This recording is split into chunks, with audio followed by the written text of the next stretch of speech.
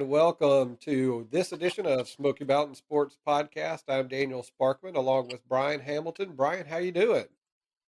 I'm well. How are you, Daniel? Hey, great. We had a wonderful weekend of fall sports across East Tennessee, especially in the football world. Some surprises and some expected outcomes.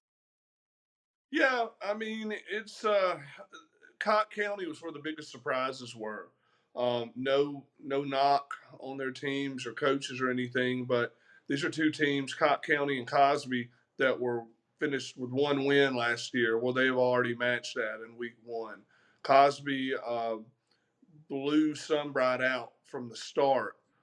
They actually have a kicker this year, and so they were 7 for 7 extra points, and it's a female kicker as well. So got them one off the soccer team. So now they're not going for two every time they score. So Cosby really kind of turned some heads right away, and then Cocke County got out to a 31-2 lead on Cherokee and ended up winning 31-9. And so that was another one that kind of turned some people's heads because Cocke County here recently has not been known for their football. So, Friday night you couldn't tell that. We also had some I did not expect Webb to kind of jump out on Carter like they did. It was a close game till halftime. It was all Webb after. So number 4 Carter goes down. The Sevier Jefferson County game that was number 3 versus number 5 in our rankings.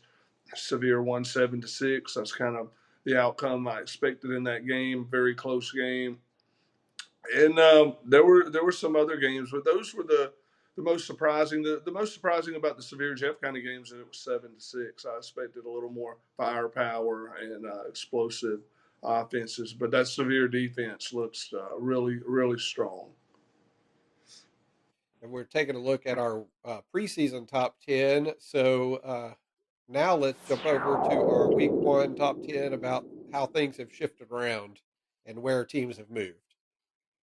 All right, so number 1 Alcoa went down to Ray County and jump out to a 38-0 lead. The final ends up being 38-21, which kind of got some people asking some questions. What happened? Well, they probably pulled their starters, is what my guess is. They're playing against a 5A school, so against good competition. So probably putting their subs in to get them a little bit of experience because, you never know when you're going to lose somebody and need someone to step in. So I don't think there's a whole lot uh, to look into that, about because Alcoa usually does, but they usually end with a running clock. So, but yeah, Alcoa takes care of business just like I expected. And, Maryville, same thing, 45-7 win over Heritage in a rivalry game. If it is a rivalry in football, obviously nothing's bigger than Maryville Alcoa in the area.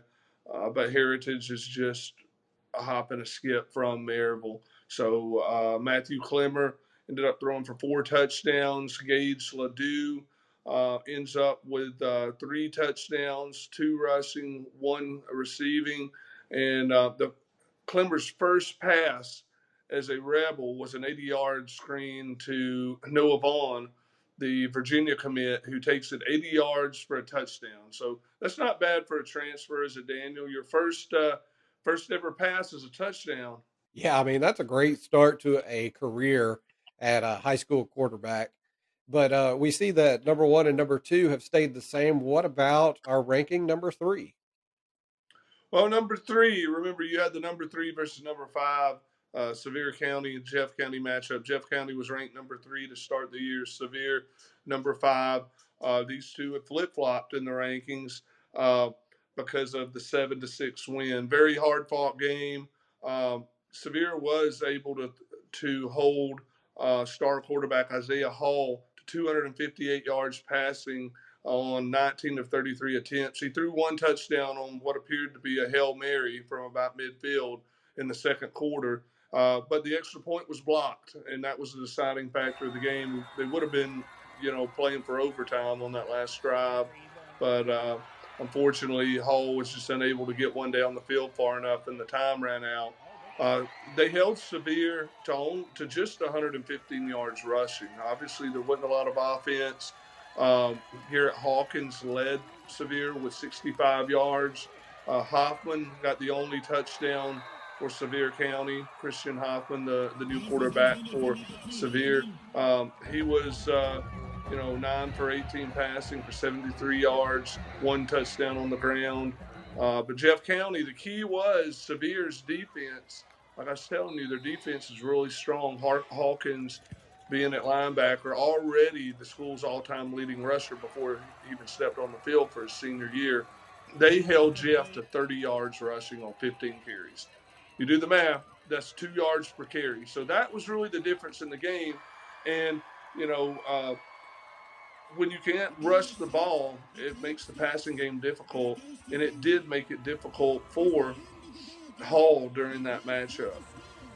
And after the game, we talked with Coach Spencer Riley, and he really said that he was just disappointed with his team's ability to run the ball. I'll be honest with you, we thought we could limit what they do offensively, and I think we did.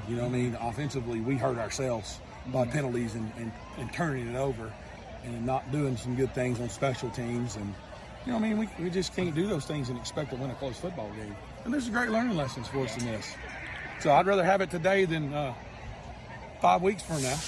And on the other side, Sevier County's coach Todd Loveday, really praised the poise of quarterback Christian Hoffman starting his first game after sitting on the sidelines as the backup last year. One of the key plays that Hoffman made was, they were trying to run out the clock, and it was third down.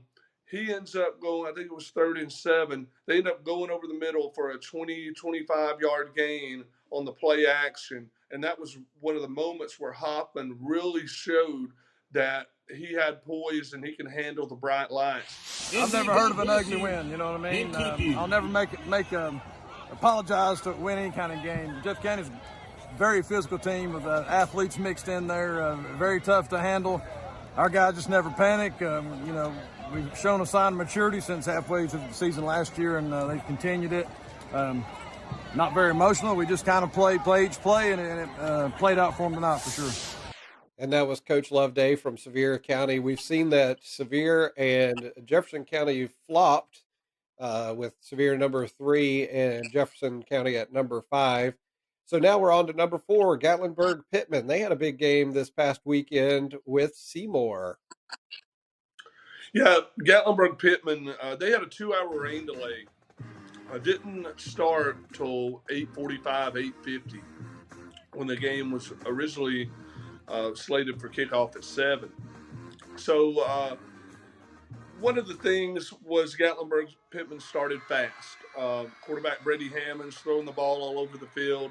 They get a touchdown on their first drive when Hammonds throws to Whitman Whaley, who outran the Seymour defense, and then they forced a turnover on the first possession by Seymour, and then it was got a field goal out of that. They were inside the 10, got back up due to penalties, and then they kicked the field goal 10-0.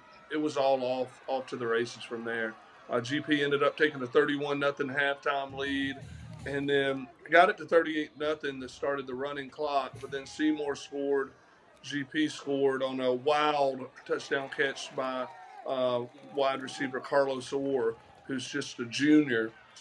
They've got some young studs on GP's team. So, they're a team to definitely watch out for this year and next. And, they win the game 45-14. Seymour scored with under 2 minutes to go to make it a little more respectable, but the Eagles were just not able to handle the Highlanders on Friday night. And let's go to the coaches here to see what Coach Scott Brandt and Coach Brad Wagoner had to say about the contest. Probably just overly excited. You know, these guys' first varsity experience, and it kind of showed. We were kind of all over the place at the beginning, especially with our mentality as far as our assignments. I was very proud of their effort. You know, their effort was outstanding all game, no matter what was going on. The effort was there. They played hard, and we didn't execute very well. I think the difference between this year and last year is we came in this game with an identity on offense. We knew what these guys could do. Our guys did a great job up front blocking and protecting Brady. We did a good job in the run game. In turn, opened up our passing game. You know, we were able to score quick on them. You know, I think that we went up 17-0. We had one long touchdown play called back, but our guys did a really good job of executing on offense. And I think that it kind of shows you what this offense is capable of. I mean, we're nowhere near where we need to be. We got to keep getting better every week. But I'm really proud of the way the kids came out tonight. We prepared great the last 2 weeks. It was tough last week in that jamboree because we really couldn't show what we want to show on offense. But it worked a lot. Now, this next game, that was our Saturday night special the other night. It was Morristown East, Morristown West, with Morristown West coming out on top. But you picked Morristown East to win, Brian. I did, and I like the name of the matchup. You know, that's a Saturday night special. That's a good song by Leonard Skinner. Right. Yeah, I did pick East.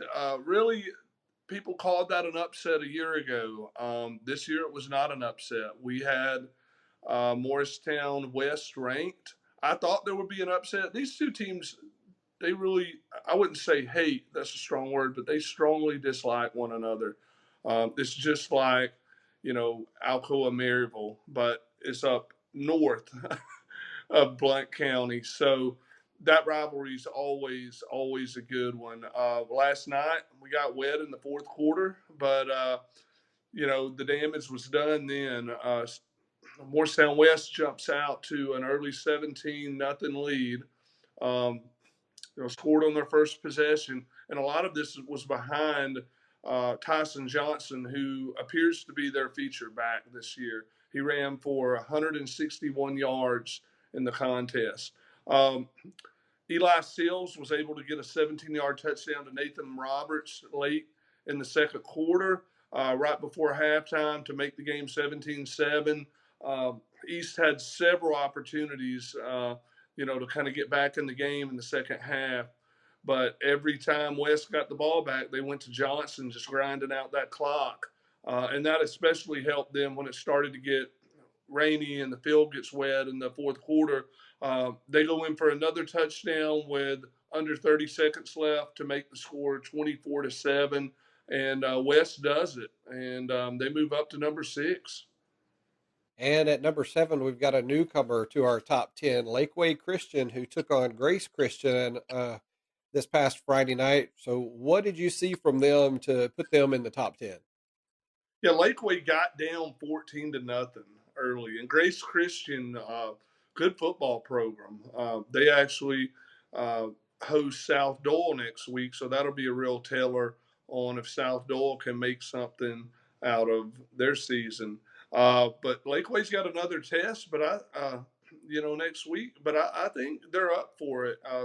Remember, we previewed them, got a new coach in Thad Wells, and he comes from the University of Virginia as a quarterback analyst. And, you know, they brought some new players in off the basketball team, tight ends. They responded when they got down early and come back for a 26-24 win over Grace Christian, who's a bigger school. So that's why they jumped in so high at number 7, because I talked to some people when I went by the TKA game, and their athletic director, that was the biggest surprise reaction I got was when I told people that Lakeway won their first game against Grace, and it's well deserving for the 7th spot.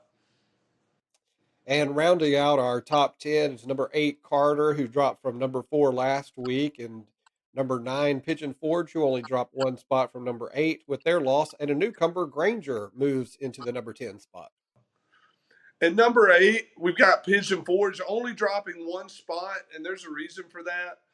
They played a very tough contest with Hampton a year ago, coming up just short. Same thing this year. They actually had a 16-12 lead on Hampton late in the game, and Hampton was able to get the 2016 lead, and they were able to milk the clock in the end. Hampton is 2A, which is a class smaller than Pigeon Forge. However, they played for the state championship a year ago. So this is a team that's very tough. And Pigeon Forge, they really showed well defensively on Friday night. So I don't think that they should really move back or fall out of the rankings from the number 8 spot. They're going to go to number 9. And then you've got Granger coming in after a 10-point win over Cumberland Gap, who was 4-7 a season ago. So it's not really an eye opener, but it is a good win for Granger, who went 5-5 last season and missed the playoffs, and they get the reward of playing Greenville at home next week, who we all know about Greenville, one of the toughest teams in 4A. Should be a great matchup. And in fact, let's go ahead and take a look at our week 2 games. We've got 5 that we're going to preview for you, starting with Maryville at Powell. So last season, Maryville and Powell was the Thursday Night Rivals game of the week, which is every Thursday. This year, they have that distinction again. However, last year, both teams entered the game 1-0. This year, the teams appear to be going in opposite directions. This is a game I plan on going to cover on Thursday night. Anderson County whipped Powell last week, 48-14. Now they've got to regroup, and granted it's at home, but it was a 52-31 win by Maryville a season ago, and it's going to be tough for Powell to avoid starting the season 0-2. Our next game that we want to talk about is Alcoa at Gatlinburg Pittman, both 1-0 on the season so far. Yeah, Gatlinburg Pittman last season entered this game at 0-1, and they ultimately started the year 0-2. With a 56-7 loss to Alcoa at Alcoa a year ago. They will host this year, but Alcoa, even though you might look at that game and think 38-21, has Alcoa fell off a little bit? I don't think they have. I really think that Alcoa is going to be Alcoa on Thursday night, and it's going to be tough for Gatlinburg Pittman. But like we said, that's not indicative of Gatlinburg Pittman's season. And let's listen here to what Coach Brad Wagner had to say after the win over Seymour about the upcoming game with Alcoa. Alcoa is Alcoa, and until somebody beats them, they're going to always be Alcoa. I mean, we know it's going to be a tough task, but at the same time, last year we played them twice last year and didn't have all our players. But last year, even though we got beat bad that second game of the year, that really helped us as the season went on because they make you play at a faster speed. And we got a ton of respect. I mean, listen, Alcoa is the king of 3A. They have been for a while, but again, we got to worry about ourselves. We got to come back this week, and we got to keep getting better. So our goal is to get better every week. So at the end of the year, all right, we're still playing. Now we've got a matchup against a couple of teams that we cover regularly. It's Cocke County is going to be at Jefferson County this Friday night. Yeah, this is a matchup that was not as intriguing a week ago, but now, after you see what Cocke County did defensively, especially, with that 31-9 win over Cherokee, and then Jefferson County, how their offense struggled when Sevier really stacked the box and was able to stop their run. It kind of makes this matchup a little bit intriguing. So that's why it's one of our games of the week, and that one should be a good one. This is really a big tilt here because it could tilt Cocke County's, it could astronomically. If they win this game and start 2-0, that's huge. They probably enter the rankings. Jeff County, if they lose this game, they start 0-2. So 2-0, 0-2, and it probably drops them out of the rankings. So This is a big tilt game, and I think it's one that should be intriguing to a lot of people in that area. It's another rivalry game, because Jeff County is only a few miles from Newport, so it'll be a rivalry.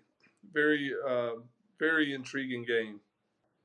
Brian, our next game that we're going to preview for week 2 is Cosby hosting Unicoi County.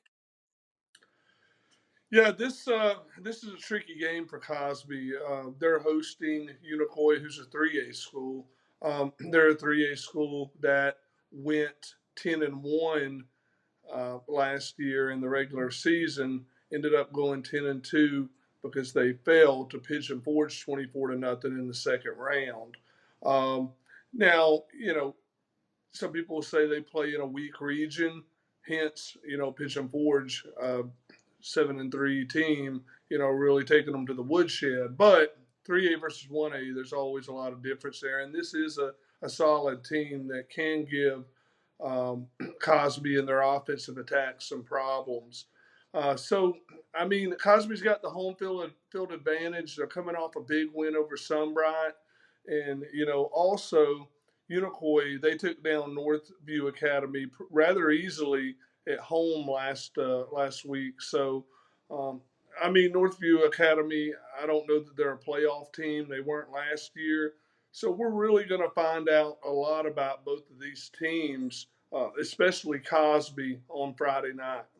And for our game of the week this week, we've got Carter, who's coming off a loss last week. They are going to be hosting Sevier County. This should be a pretty good matchup, Brian. Yeah, this like we just talked about Jeffco and Cocke County game. This is another swing game. It's going to change somebody's season either positively or negatively. Nobody wants to start 0-2. That's why a lot of your college games, who do they play the first week? Alabama's got Kent State. Tennessee's got Ball State. I mean, nobody wants to start the season 0-1, but 0-2 digs you in a hole. Gatlinburg Pittman did that a year ago. They climbed out of it, made the playoffs. Um, could have been the second seed, but were the third seed. So you can climb out of it, but it puts you in a hole to start the year. And that's why this game is so important for Carter to get back on track. This is a good Sevier team. Obviously, defensively with Garrett Hawkins, they've showed how strong they can be defensively, but this is not your average offense they're going against. I mean, if they end up in a game where they have to outscore uh, Carter, they could be in trouble because the offense sputtered at times. They were just kind of a ground and pound, but Carter puts you in a position sometimes where you have to score quick. Uh, so this is going to be a great game. I don't think that Carter's loss is going to do anything but give them motivation for this week, and I'm really pumped to watch this game. Yeah, it should definitely be a good one. And speaking of our game of the week, it's time to talk about Friday Night Bites. Last week, had a great one that came out Friday night, Bullseye Pizza over in Seymour. But this week, you're headed to Strawberry Plains. So do you have a great place for us to talk about this week? Yeah, this is somewhere. I think most people just call it South Knox, but it's close to the Strawberry Plains Pike, and it's called Retro Taco. If you've been on John Sevier Highway, you know, on the Carter side of Chapman Highway, you've probably seen this place, and I'm really excited to check it out. We'll be recording earlier in the week, and we'll have it up for you by Friday. Ready to eat some tacos, man. I know, man. I'm jealous of this one. I wish I could go with you because I love some tacos. Especially a retro taco. Absolutely. Well, now it's time to talk about who's going to have that weekly advantage in week 2. We're going to start with our first Thursday night game, our Thursday night rivals, Maryville at Powell. Maryville at Powell. That 48-14 loss, you talk about things that are not, shouldn't be telling. This is telling. Um, I think that I would say I'm taking Powell plus 14. And Maryville's probably going to cover that. but I'm taking Powell plus 14. We got to see if they, if they can bounce back and give some fight after that, after just that horrible loss to Anderson County. So you think Maryville is gonna come Yeah, back? I'm picking Maryville to win by at least 14. Yeah, yeah. All right. Well, I think you'll probably be pretty close on that one. Next, let's talk about Alcoa, who's going to visit Gatlinburg Pittman. I hate this is one of those I hate picking this game because Gatlinburg Pittman looks so fluid in their offense But can you really on pick Friday night. against But Alcoa? Alcoa is just another animal. Yeah. They're they're well beyond the talent level of the region that they're in and most of Class 3A. That's why they've won 7 straight championships. But it's good. I don't think that it'll be the game it was last year, but I would say that it's Gatlinburg Pittman plus 24. I expect Alcoa to win by 24 Wow, at you least. really think it's going to be that much of a spread? Yeah, yeah, I do. I mean, it's just um, you heard Coach Wagner talk though, and it's like we're not playing Alcoa, we're playing ourselves. Got to see how well we have to just focus on us and how we can get better, not the opponent and how much firepower they've got. So I hope it's closer than that. I hope it's a game. I hope I'm in, Powell saying, "Watch." I could be watching a blowout, saying, "Man, I wish I'd went to Gatlinburg." I think I people say hope that all the time. They wish they were in Gatlinburg instead of where they are. instead of Powell. No, just instead of wherever they are. I wish I was in Gatlinburg right now. Yeah, me too. But I'm in Seymour. I could be there in 30 minutes. Yeah, But I got stuff to do today. I know. Always busy. So let's talk about Cocke County, who's heading to Jefferson County this week. Cocke County, as good as their opening week win was, Jeff County is not. Cherokee, I expect them to rebound. Their coach said they're going to work a lot on, shoring up some of those penalties and mistakes that they made. So if they do that, I expect Jeff County to win by. I'll say this at Jeff County. I'll give them minus 14. I expect them to win by 2 touchdowns. Cosby is coming off that big win at Sunbright. So how do you think they're going to fare hosting Unicoi County? Well, like I said, this is going to be a tricky game for Cosby. They lost this game 44 to nothing in 2021. Um, while you know, while Unicoi does play in what some consider a rather weak conference or district, there is going to be a lot for them Cosby to take on Friday night. 44 to nothing. I mean, Cosby has improved drastically, but have they improved that much? We'll just have to find out. I mean, this offense still featured quarterback Tyler Turner and wide receiver cornerback Hayden Green a year ago. They didn't put up 1 point against Unicoi. So you look at 3A to 1A, the difference in talent. I mean, let's say they beat Northview. If Cosby played Friday against Northview, would they win that game? Probably not, just because of the numbers. You've got more players, you've got more talent to choose from. I've just got to go. I've got to go Unicoi in this one. As much as I'd like to see Cosby pull it off at home, um, I'm going to say Unicoi 12 and a half. I'm going to say I would take Cosby to be a plus 12 and a half in that game. I think they've improved a lot, but I don't know that that's going to help them beat a 3A that went 10 and 2 a year ago. It could be a good measuring stick for how far they've advanced and improved, but we'll just have to find out on Friday night. Well, now we've got our game of the week. It is Sevier County at Carter. Carter's coming off a tough loss against Knoxville Webb. Do you think they're going to rebound against Sevier County? Well, like I said in the when we previewed the top 5 games this week, I think it's going to depend on, the unstoppable force against the movable object. So, who's gonna bend? Who's gonna break? That defense of Sevier counties that performed so well, or the offense of Carter's that we saw in the Jamboree game in the first half of last week before they kind of got shut down by Webb. Um, this one is not an upset, really, but I think that Carter will come out determined, and I think their will to win will be enough, especially if Sevier, if they're able to get them in a shootout. Let's say, Jeff County shot itself in the foot a lot last week, like you know we talked about earlier, and they had a lot of penalties, a lot of miscues, um, turnovers, turnovers on downs. Let's say that you know that was just a bad first game by Jeff County, and Sevier's maybe defense isn't as good as advertising. Uh, in that case, they get in a shootout with Carter, they're in trouble. And this is at Carter. Carter plays well at home.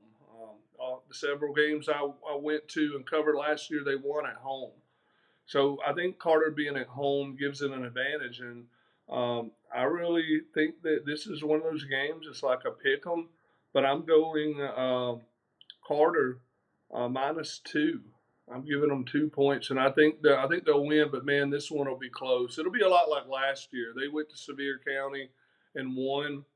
It was a game that Sevier County led a lot of the game, but they were able to score back-to-back drives late in the game, get some breaks, and they were able to beat Sevier County. But yeah, that's my picks of the week. And while we talked about Tennessee, we also don't need to forget that the college season's upcoming as well. And so next week we'll have a little segment previewing some of our college teams in the area that we cover. And speaking of that, before we head out, what are some final thoughts on week one in high school sports? Well, week one thing I want to do is I want to kind of do a rundown and tell you where the teams are playing next week, because we just talked about 5 of the upcoming games, but we have a lot more on the slate. Seymour at Cherokee is one, as Seymour will try to get their first win of the season and rebound off the ugly loss to Gatlinburg Pittman. William Blount hosts Carnes, and Carnes is always a tough game with the running back they have that is electric, one of the more electric running backs in the country, not just Tennessee. And so William Blount's got their hands full. They got shut out last week. This is a team that's now without Matthew Clemmer as he moved to Maryville. So I don't expect that to go well for William Blount, as good as Carnes is. And they come off a win a week ago over 6A Hardin Valley, which is a good win. Campbell County at Heritage. Campbell County, from what I saw them in the Jamboree, that's going to be a very tough matchup for Heritage. They really put it on South Doyle in that Jamboree. They're able to move the ball through the air quite well also. So Knox Hall's at Morristown East. Morristown East is going to try to rebound. This is a 6A versus 4A matchup. So East this could be a good game. We just don't know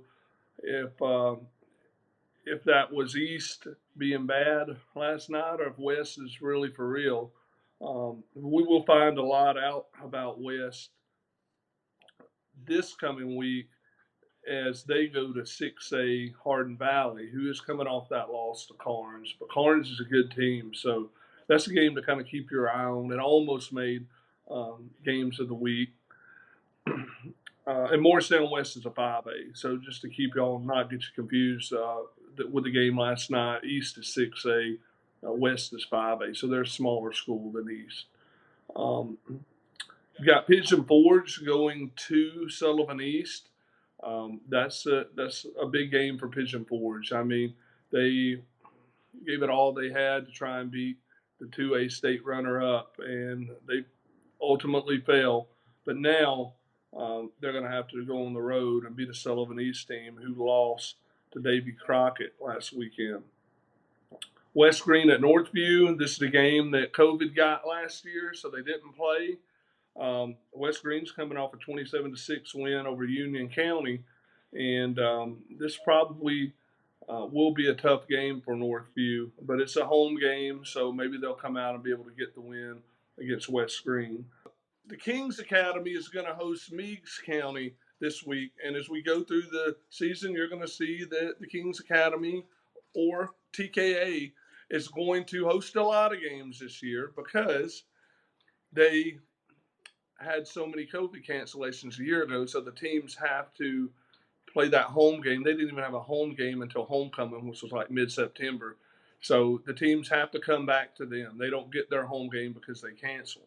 So TKA obviously performed poorly against CAK, which is the Christian Academy of Knoxville, on Friday night. Unable to move the ball, just with Avery Jordan, their second-string quarterback, in. He didn't struggle that bad in the Jamboree, but struggled a little bit on Friday night. And they just weren't able to get anything going in a 16-0 loss. So it doesn't get any easier this week for TKA because now Meigs County comes in, who's coming off a 10-1 season with our only loss of the year coming to Trousdale in the second round of the playoffs. So that's going to be a very tough one for TKA to avoid starting 0-2. Lakeway Christian, they are hosting Midway, so they start the season out with 2 home games. Midway is coming off of a 22-14 win over Sell Creek, and Lakeway should be able to get this win. And if they start 2-0, that'll be huge for that program in only its third year of existence. Granger, they will host Greenville. Greenville's like Alcoa, Maryville. I mean, you know what you're going to get. It's going to be a tough game. They're probably not going to let up until you get a running clock. They are coming off a 49-7 win over Central, is Greenville. I don't expect that one to go Granger's way at all. So their stay in the top 10 may be short-lived. But that's anybody with Greenville. They come to Seymour last year and nearly hung 70 over a Seymour team that went to the playoffs. Granger didn't go to the playoffs last year. So we'll just have to see what happens in that one. But I expect Greenville to dominate. South Doyle at Grace Christian. Grace Christian comes off that loss to Lakeway Christian. But, I mean, South Doyle, everything went wrong for them on Friday night. It was 8-0 because of a weather delay that lasted over an hour. And during that time that they played, the game got delayed 4 minutes in. And Seymour and Gatlinburg, they had not even started yet, and they were only about 5 miles down the road. So penalties, miscues, left and right. It just wasn't a good start for them, but they managed, because of some miscues by Oak Ridge on Friday night, they managed to keep it to 8-0. Well, when we came back after that lightning delay, it ballooned to 46-7 Oak Ridge at halftime. Oak Ridge never scored again, but it ended up playing with a running clock. Obviously, ended up 46-20 in favor of Oak Ridge. But I expect it's going to be another tough game. Getting Grace on the road, South Doyle's just got a lot of improvements to make to compete in that region this year, as we've now seen after the Jamboree and the first game at Oak Ridge. So this is a team that's really rebuilding after losing some of its leaders from a year ago. And that's the rundown, guys. Well, as we go through this week of high school sports, you can text us any updates or final scores. That number is 865-268-9088, 865-268-9088. Brian will make sure to respond to all of those messages personally. All right.